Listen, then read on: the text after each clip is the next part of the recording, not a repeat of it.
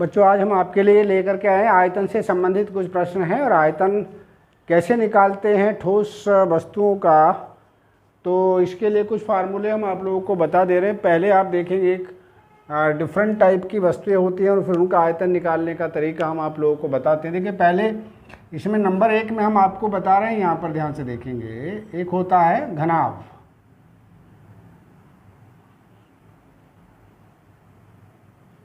एक घनाभ होता है और घनाभ में इसे हम क्यूबाइड भी कहते हैं। और देखिए यहाँ पर क्या होता है, जैसे एक प्रकार से ये कोई आकृति इस टाइप से अगर आपकी होगी, जैसे बक्सा कोई होता है, कोई कमरा होता है, जैसे जिसमें लंबाई चौड़ाई और ऊंचाई आपकी दी गई हो, तो इस टाइप की अगर कोई भी आकृति आपको नज़र आती है, जैसे मान लीजिए ये मैंने आपका बना दिया यहाँ पर ये देख लीजिए ना, इसको यहाँ से और ये आपका यहाँ से, और इसको आप मिला सकते हैं ये यहाँ से, ठीक है। इसको आप यहाँ से मिला सकते हैं और इसको आप यहाँ से मिला दीजिए। ये इसका आपका घनाभ यानी कमरा टाइप कहलाता है। इसमें क्या होता है कि जैसे ये मान लीजिए कमरे की लंबाई L है, ये चौड़ाई इसकी B है और ये इसकी मान लीजिए ऊंचाई है जिसको हम H के नाम से जानते हैं। तो जिसमें लंबाई चौड़ाई और ऊंचाई दी गई हो, हम उसको क्या कहते हैं भाई, उसको घनाभ कहते हैं, ठीक। अब इसमें घनाभ में जो कितनी चीज़ है, लंबाई को क्या किससे इंडिकेट करेंगे हम,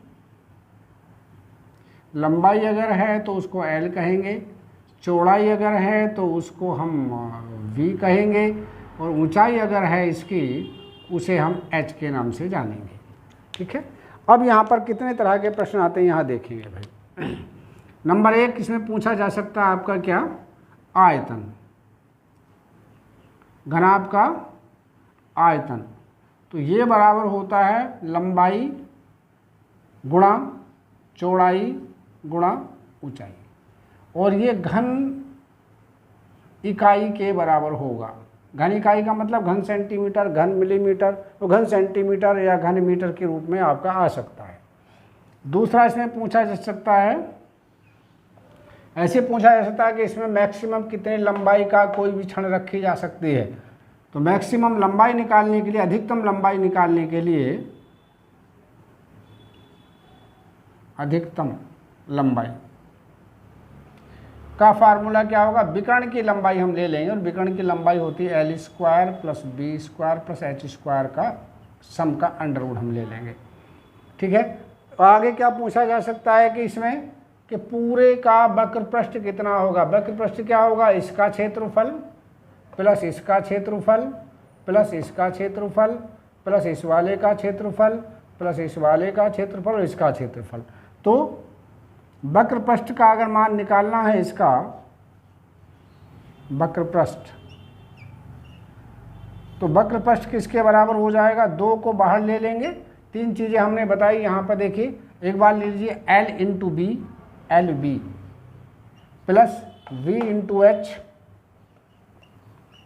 प्लस H × L या L × H, ये इसका वक्र पृष्ठ आपको मिल जाएगा। तो ये था आपका किसके केस में, जब आपको ये घनाभ दिया गया हो। अगर मान लीजिए इसको हम घन कह दें, घन का मतलब है, घन कब होगा, घन तब होगा कि प्रत्येक भुजा की लंबाई बराबर हो जाए, ये भी A हो जाए, ये भी A हो जाए और यहाँ पर भी A हो जाए, तब ये क्या होगा, तब ये बन जाएगा आपका क्या, तब ये आपका घन बन जाएगा। और घन का आयतन कैसे करेंगे, बिल्कुल सेम फार्मूला, A × A यानी A का क्यूब आ जाएगा। अधिकतम लंबाई क्या होगी, A² + A² + A² यानी A√3, और वक्र पृष्ठ क्या होगा भाई, A² + A² + C² 6 A² हो जाएगा। इस प्रकार से हम इसको पूरे प्रश्नों को करते हैं। चलिए अब हम आपके लिए लेते हैं कुछ प्रश्न। चलिए अब हम एक प्रश्न यहाँ ले लेते हैं। देखिए इस प्रश्न में क्या कहा गया है, एक कमरा 12 मीटर लंबा, 9 मीटर चौड़ा तथा 8 मीटर ऊंचा है। इसमें अधिकतम किस लंबाई का बांस रखा जा सकता है। अब देखिए जैसे हमने बताया था कि एक कमरे में अधिकतम लंबाई की कितनी क्षण रखी जा सकती है, उसके विकर्ण के बराबर रखी जा सकती है। तो इसका विकर्ण हम लोग निकाल लेंगे, विकर्ण कितना बैठ रहा है। तो देखेंगे यहाँ पर है क्या पूछा, अधिकतम कितने लंबाई का बांस, तो बांस की अधिकतम लंबाई यहां पर अगर हमें निकालनी है, बांस की अधिकतम लंबाई,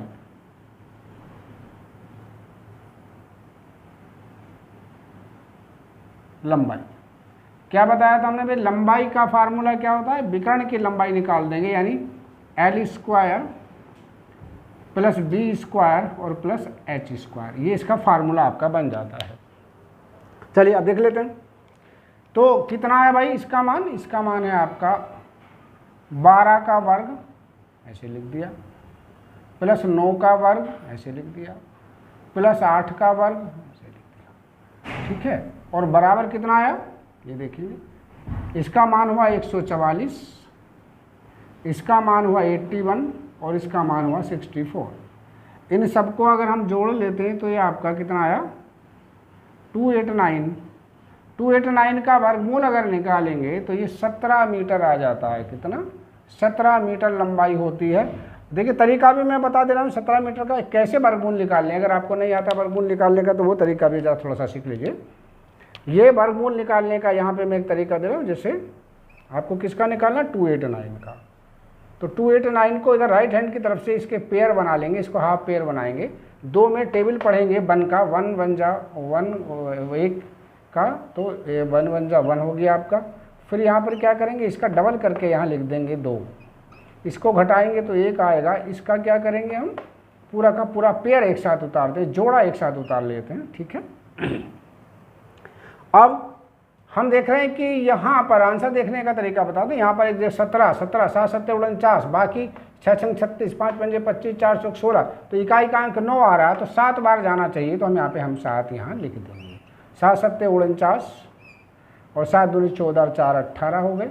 इस प्रकार से इसका आंसर क्या हो गया, ये 17 मीटर आपका देखिए इस प्रकार से बन जाता है हमारा।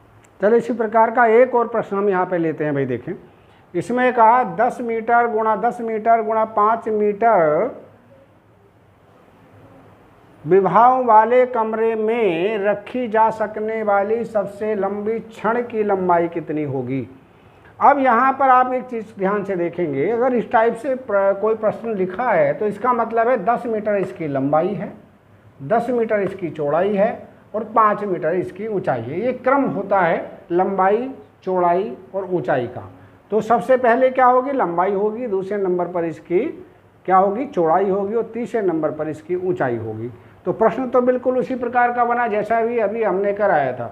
तो यहाँ पर अगर हम देखें तो एक विस्तार से अगर लिखना चाहें, यहाँ पर हमने, यहाँ देख लीजिए, यहाँ पर L का जो मान है, किसका, L का मान 10 मीटर है जी। B का जो मान है वो आपका 10 मीटर है और H का जो मान है वो आपका 5 मीटर है, ठीक है। तो इसमें क्या पूछा, रखी जाने वाली सबसे लंबी छड़ की लंबाई। तो छड़ की लंबाई हमें निकालनी है, किसकी, छड़ की लंबाई। तो देखिए छड़ की लंबाई हमें चाहिए होगी, छड़ की, जैसा अभी मैंने बताया था मैक्सिमम लंबाई कितनी होती है, ये फार्मूला क्या बताया था भाई, इनका वर्ग करके जोड़ देंगे, 10 का वर्ग, फिर से 10 का वर्ग, फिर से 5 का वर्ग, 10 का वर्ग 100 प्लस 100 प्लस 25 यानी 225 हमारे पास आ जाता, 225। और 225 का वर्गमूल कितना होता है भाई, 15 होता है। तो 15 मीटर लंबाई हमारी हो जाती है इस प्रकार से। कौन सा, कितनी हुई लंबाई, यानी सबसे लंबी छड़ जो रखी जा सकती है उसमें मैक्सिमम जिसकी लंबाई होगी वो 15 मीटर के बराबर होगी। 15 मीटर हमारा ये आंसर इस प्रकार से हो जाता है। अब देखिए एक प्रश्न और हम यहाँ पर ले रहे हैं। इसमें क्या कहा गया है, इसमें कहा गया है एक आयताकार जलाशय में 42,000 लीटर जल है। यदि जलाशय की लंबाई 6 मीटर तथा चौड़ाई 3.5 मीटर हो तो जलाशय में जल की गहराई कितनी है। तो देखिए इसको करने से पहले एक बात आपको याद रखनी होगी, क्या कि 1000 घन मीटर, 1000 लीटर का जो मान होता है वो 1 घन मीटर के बराबर होता है, घन मीटर। घन मीटर का मतलब ये होता है कि किसी बर्तन की लंबाई 1 मीटर चौड़ाई, 1 मीटर लंबाई, 1 मीटर चौड़ाई और 1 मीटर ऊंचाई हो तो उस बर्तन में 1000 लीटर पानी आ सकता है। तो ये फार्मूला आपको याद रखना है। अब हम यहाँ पर देखते हैं जलाशय में जल का आयतन।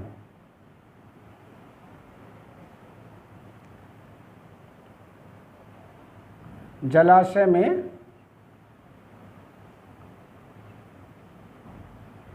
जल का आयतन, जल का आयतन हमारा कितना हो जाता है भाई? जैसे 42,000 लीटर इसमें क्या है आपका जल भरा है, तो 1000 से हम भाग कर दें अगर इसको, तो ये 42 घन मीटर आपका आ जाता है, हमारा घन मीटर आ जाता है। ठीक है, अब निकालें भाई, तो लंबाई कितनी दी है इसकी तालाब की? 6 मीटर, और चौड़ाई कितनी है? 3.5 मीटर।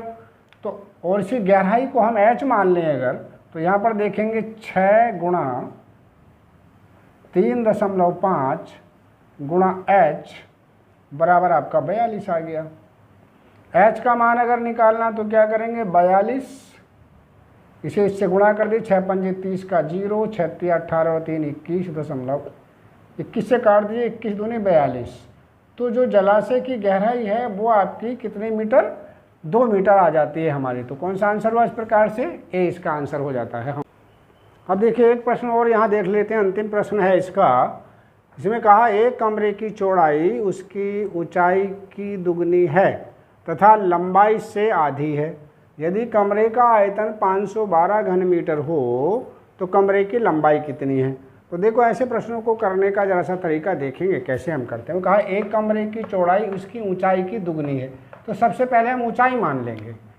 सबसे पहले ऐसे सवालों को करने के लिए आप मान लीजिए, माना h का जो मान है वो a है, कितना? a मीटर है। चलो ये हमने मान लिया a मीटर। और उसने कहा है कि एक कमरे की चौड़ाई इसकी ऊंचाई की दुगनी है, तो चौड़ाई इतनी है तो भाई इसकी चौड़ाई इसकी दुगनी का मतलब क्या हुआ? 2a हो गया इसकी चौड़ाई। या कहा आगे क्या कहा? यदि कमरे लंबाई की दुगनी है तथा लंबाई से आधी है। लंबाई का मतलब L इसका भी दुगना है, यानी ये 4a के बराबर है। तब आयतन पूछा भाई, तब आयतन किसके बराबर होगा? अब हम यहाँ पे देख लेते हैं आयतन किसके बराबर होगा भाई। आयतन बराबर होता लंबाई का मतलब 4a गुणा चौड़ाई का मतलब 2a गुणा ऊंचाई का मतलब a, और इस सब का मान है 512 के बराबर। अब देखिए 4 दूनी 8, ये बन गया आपका कितना? यहाँ से अगर हम लेके चलें तो 8a का क्यूब बराबर 512। ठीक, अब हमें चाहिए a के क्यूब का मान। a का क्यूब किसके बराबर हो गया? अगर देखें तो भाई ये 512 बटे कितना? 8, 8 से काट दीजिए, 8 छंग 48 बचा 3, 8 चौक 32। a के क्यूब का मान 64 आ जाता है हमारा, कितना? 64। तो a बराबर क्या आ गया भाई? a बराबर 4 आपका आ गया, 4 चौक 16 चौका 64, 4 मीटर a का मान आपका आ गया। ठीक, पूछा क्या इसमें भाई? लंबाई कितनी है? क्या पूछा है? लंबाई पूछी है भाई, कमरे की लंबाई, कमरे की लंबाई, कमरे की लंबाई कितनी भाई? 4a है, a का मान क्या है भाई? 4, तो 4 गुणा 4 बराबर 16 मीटर। इस प्रकार से हो जाता है हमारा कितने मीटर? 16 मीटर, यानी 20 प्रकार से आपका आंसर बन जाता है हमारा।